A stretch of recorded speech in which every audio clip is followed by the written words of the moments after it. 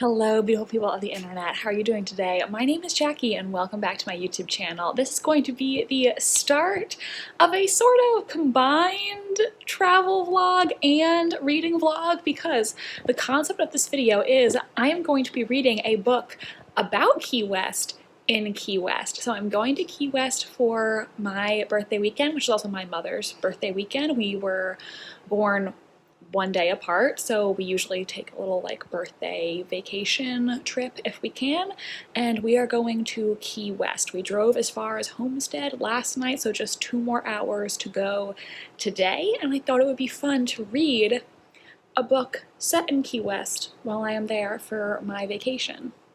So the book I'm going to be reading is The Last Train to Key West by Chanel Cleeton. This is a historical fiction book set in the year 1935, and it follows several women who all end up in Key West during a hurricane, I believe. Yes, one of the most powerful hurricanes in history.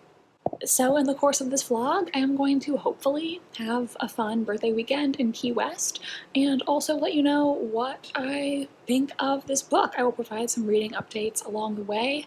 Some other things that I plan to do in this vlog, I'm hoping to maybe visit some bookstores in Key West, and I know I definitely want to go to the Hemingway House Museum and see what there is to see there. I'm hoping there will be cats. And that's it for this intro. When we talk again, I will be in Key West, so I will see you there.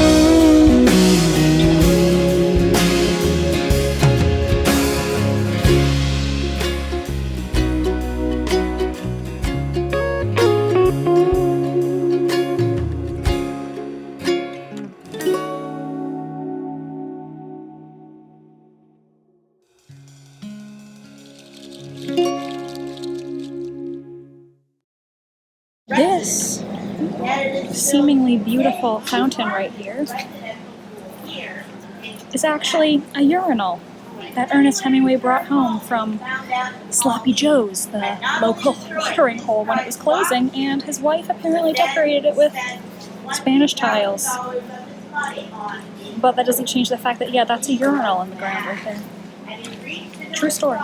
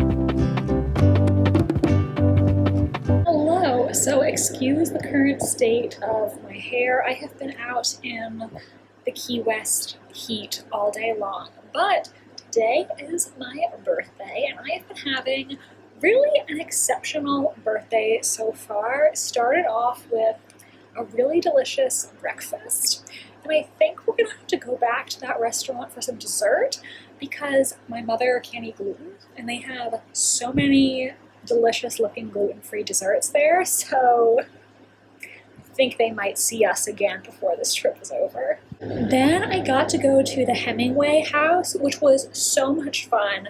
I really wanted to go because I knew they had a lot of cats there. The home currently has 57 cats, and due to all these cats like coming from one genetic line, a lot of them inherited having an extra digit on their paws, so that's why you sometimes hear cats with an extra finger referred to as Hemingway cats, because this is a trait that is commonly found among the cats living at the Hemingway house in Key West.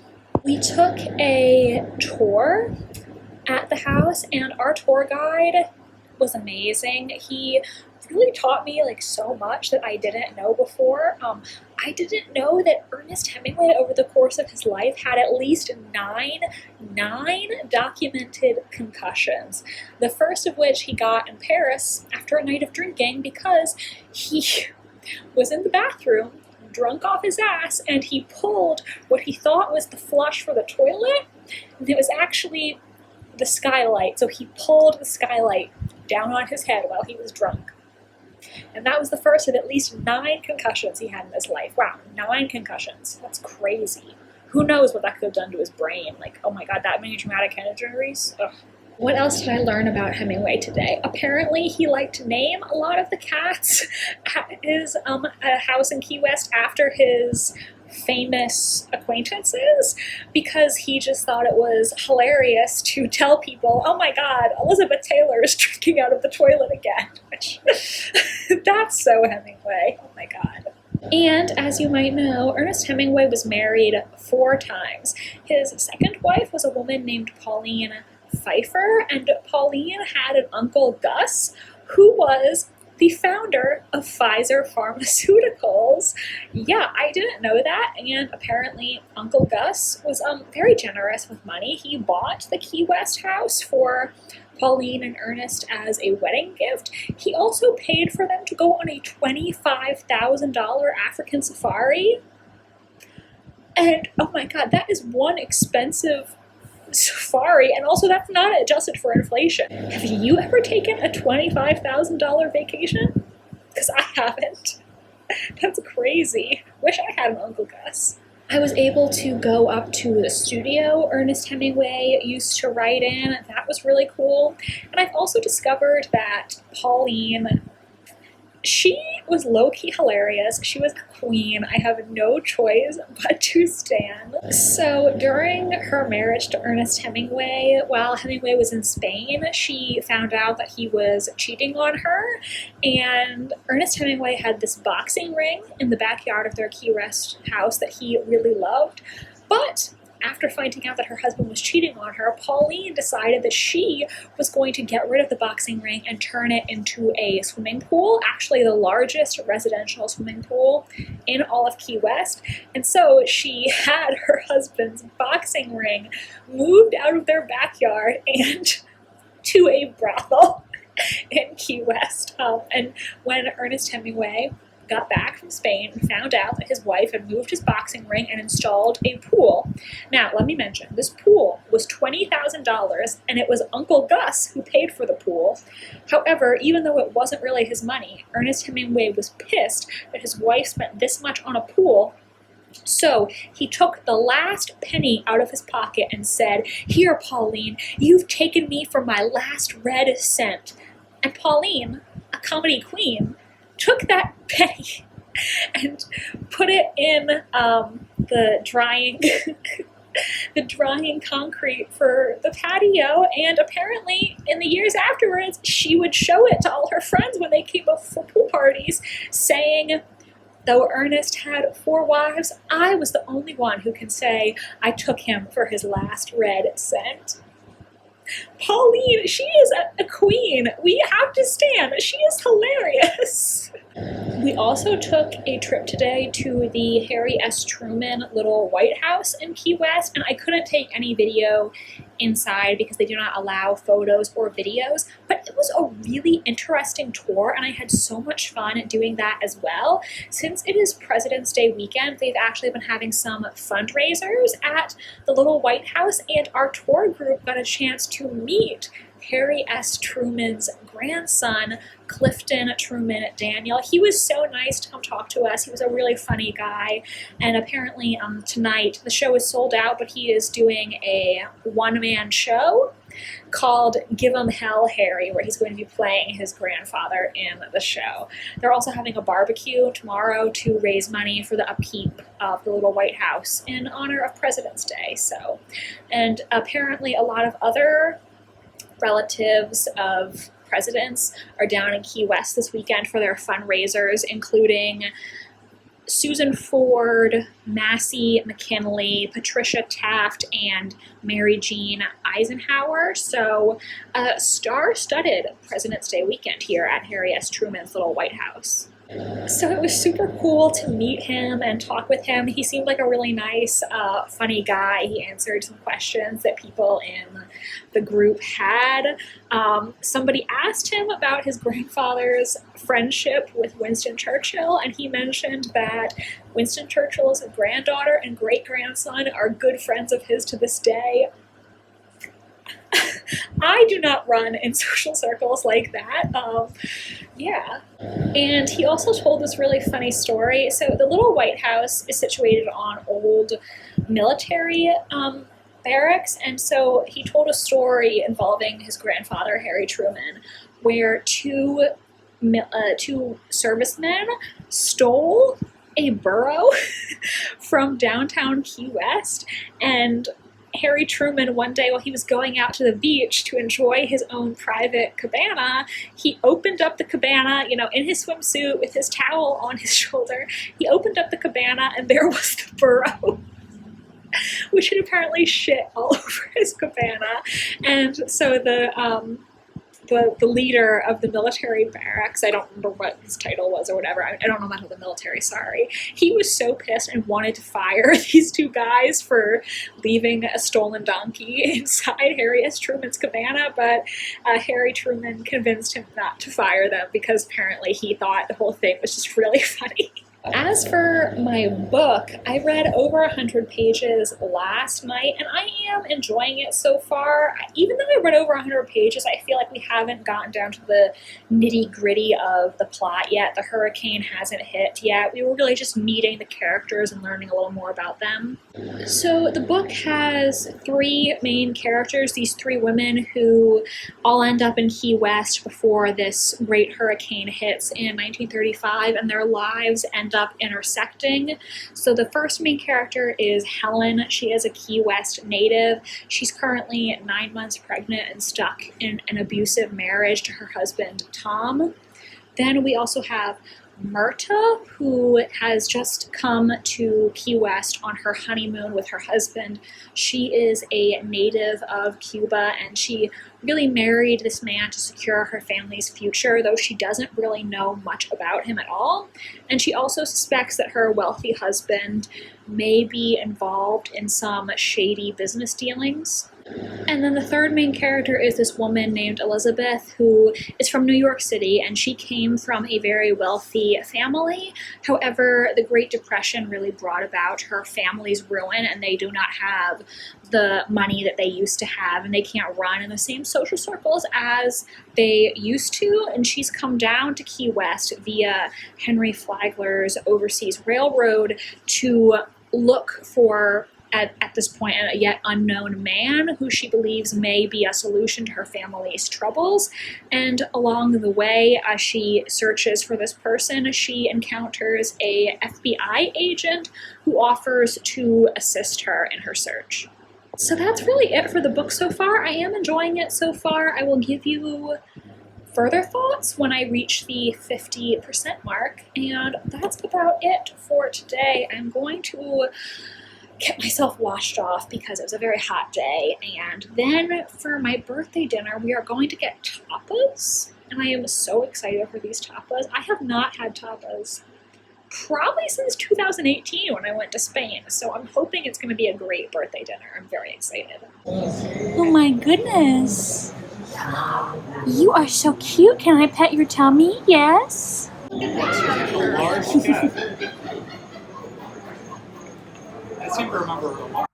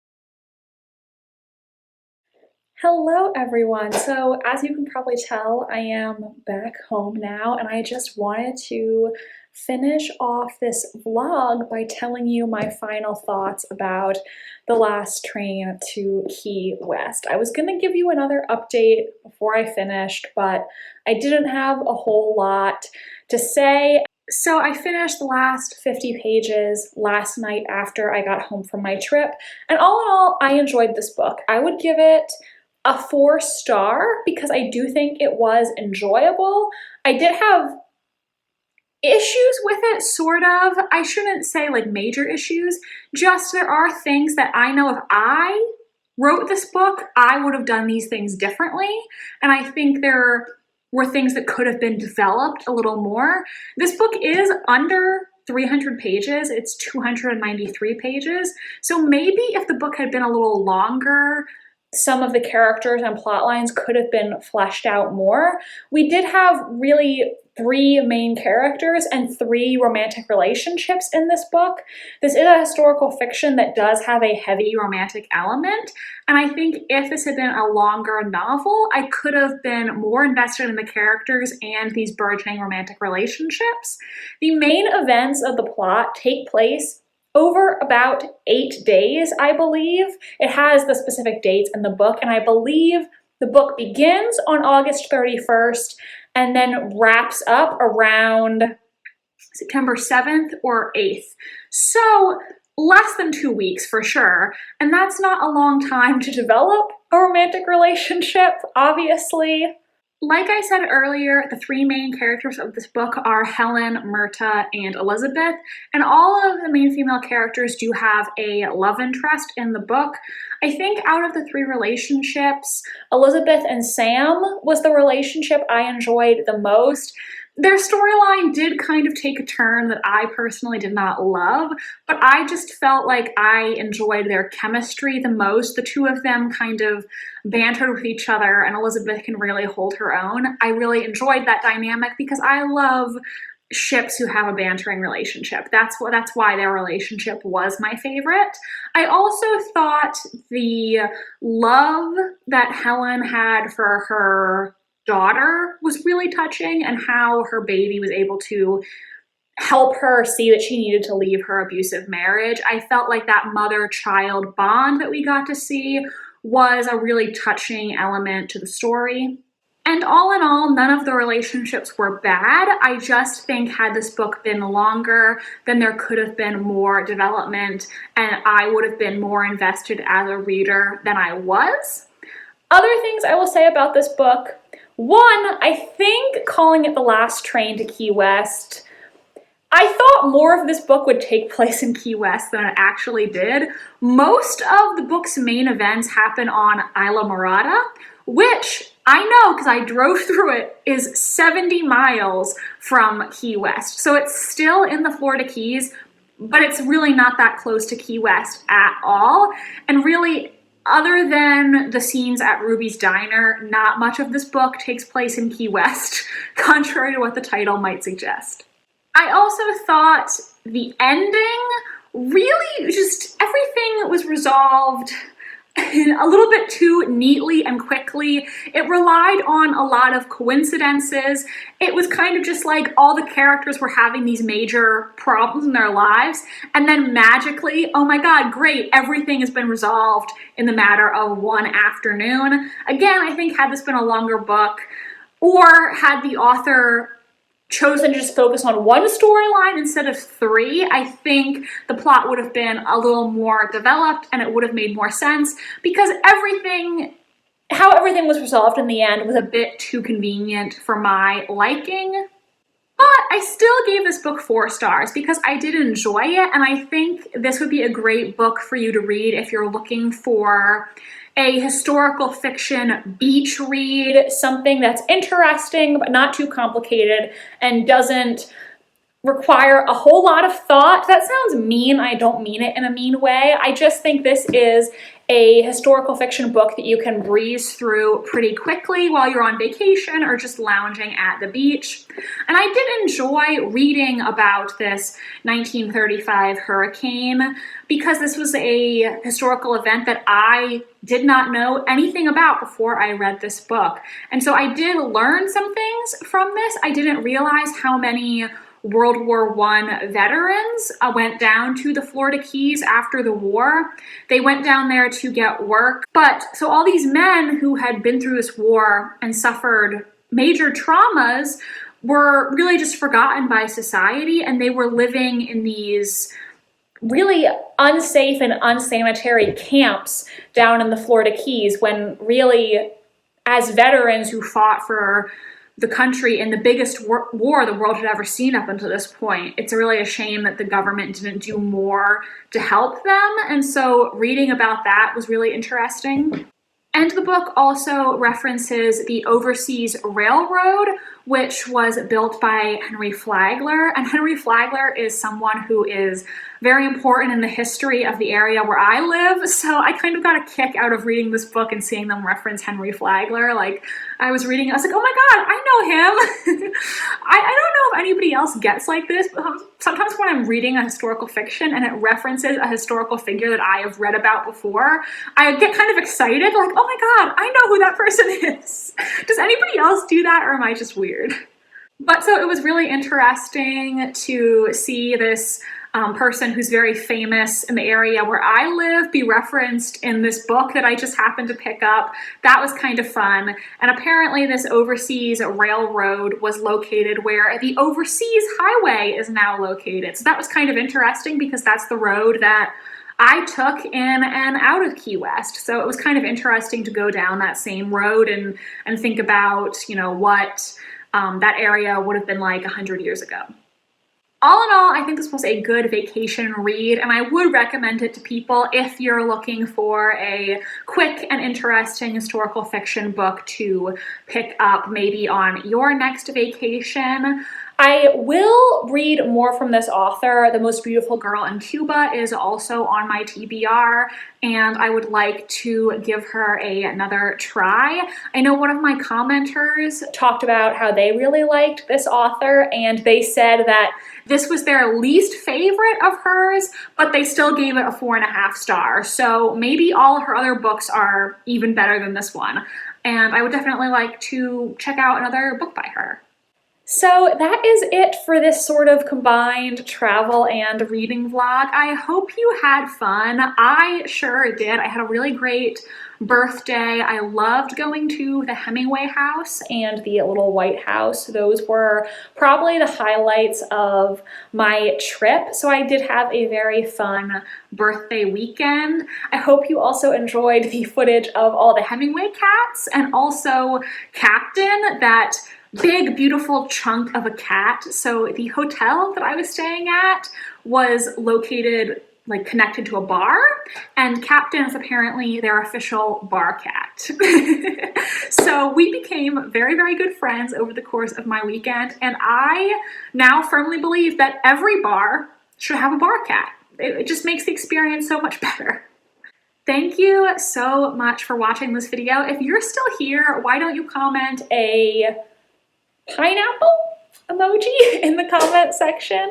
Please give this video a big thumbs up if you enjoyed, and subscribe to my channel if you want to see more from me. I post new videos every Wednesday and Sunday. My social media links are down below if you want to follow me on Tumblr, Instagram, or be my friend on Goodreads. Thank you so much for watching this video, and I hope you have an amazing rest of your day. Bye, and I'll see you next time.